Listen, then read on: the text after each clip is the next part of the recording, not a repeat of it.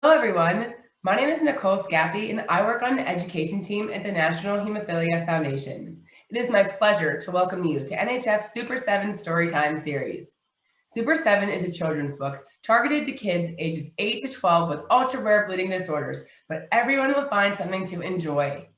The series will include various bleeding disorder community members who share a little bit about themselves and read a chapter from the book. If you couldn't join us during NHF's Pajama Book Lunch Party, please watch the party on our YouTube channel where Dr. Len Valentino reads the first chapter of the book. Please note every week NHF will publish a new video with a chapter reading from the book, Super 7, for you to watch on your own time. You will also notice our guests are in pajamas, and we encourage you to watch these in the evenings in your pajamas too.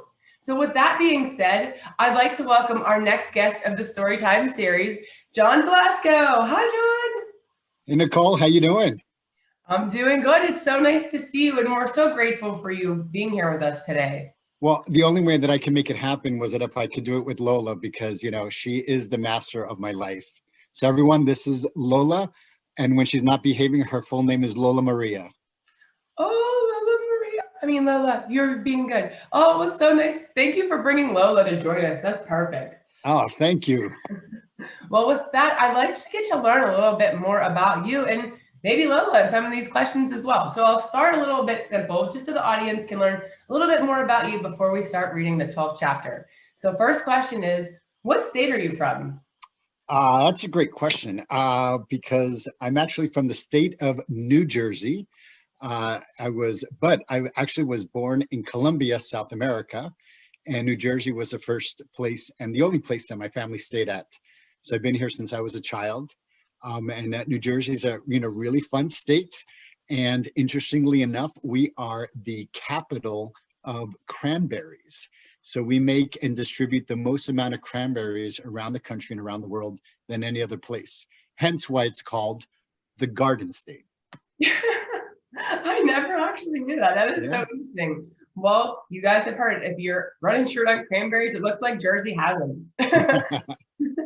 Well, the next question, John, if you are comfortable, do you mind sharing your community affiliation? Absolutely. So my community affiliation is about love.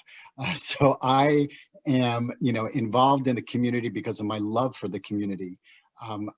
I come from a history, my background has always been working with individuals with bleeding disorders in different types, and just really excited to, although I'm not a community member, but really love and embracing the community and having that opportunity for them to embrace me. So I'm a very lucky man.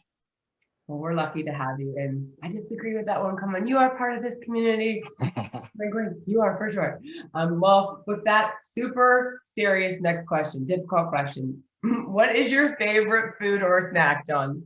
Oh, that's a good one. And I will have to say, because I come from Jersey, it's pizza. Pizza all the way.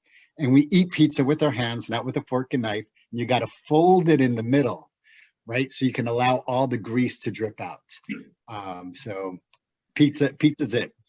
Good greasy pizza you have to fold. That sounds like that's yours. Does Lola have a favorite food? Lola's favorite food is whatever I'm eating. So she claims that it's her favorite food. Anytime I eat anything, that's it. Oh my goodness, that is adorable. Well, with that, I'm going to end with our last question. And why is the book Super 7 important to you? So, there's so much about this book that I truly enjoy, from the delivery and all the different aspects that it's talking about.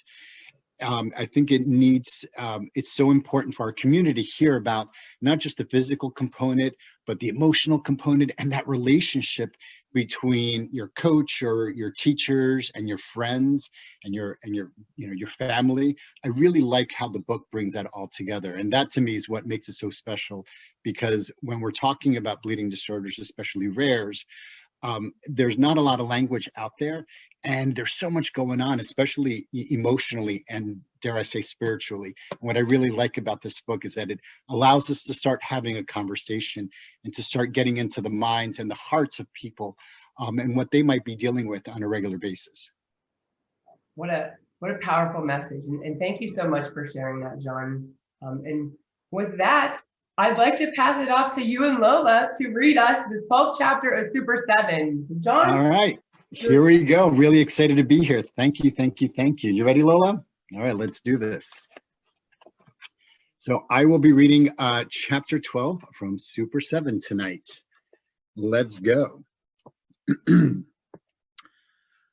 stepped off the floor and headed for Coach. Put my hand around his arm. Then we moved into the doorway where it was a little quieter. I had a bleed 4 days ago, Coach, after our last game. I didn't have a practice this week, and I thought the days off would take care of it. My ankle. But it hasn't. It's still sore. I'm sorry for not telling you sooner. And then it all came out in a rush. I waited for him to get angry, to tell me I couldn't play, that I was benched. But he only frowned for a moment. And then his face cleared and he said, okay, I accept your apology, 7. Now, what do you want to do? You tell me. I blinked. Coach, he waited and waited for me to tell him what was best. It was hard for me to say, yeah, I don't think I should play. Then Coach nodded. Okay then. He nodded again. Tanner, I know it's hard to sit out a game like this, and I still wish you, see, she got excited. And I wish you'd have told me sooner. I bowed my head. Sorry, you're right. I should have. And then he went on. But you can still help our team. You can cheer them on. Be with your teammates. They're counting on you to be here. You are our Super 7. Well, I said, of course I will. But deep down inside, I knew they probably wouldn't care much. They had enough power without me. They wouldn't notice I was on the bench. I was the one that was missing out. And here's a great illustration talking about the visuals of what it feels and what he might be feeling and what it looks like. Yes, I watched the game, and yes, I paid attention. The whistle blew, the referee threw the ball high. The Cougars center was even taller than Jason, but Jason won the jump ball and tipped it to Omar. And we were off. At least the players on my team were. Me, I was a bench warmer, permanently. My parents had come in right after I saw Victoria. My mom, guess Lola's a little too excited here. My parents had come in. All right, here we go. My parents had come in right after I saw Victoria. My mom had blown me a kiss. The 3 of them were sitting in the middle of the stands, watching the action closely, watching me do nothing. Yes, I watched the game. I wanted my team to win. Of course I did. And I admit, I didn't feel angry anymore, but I didn't feel excited or happy. I felt sort of empty, I guess. The first quarter went okay, but we couldn't get ahead. And at halftime, we still were behind. It was close, but the Cougars didn't seem to make any mistakes. They were pretty fast. They could dribble and pass. They were actually really good. I sat on the bench and tried not to feel left out while Coach strategized with my teammates and tried to keep their spirits up.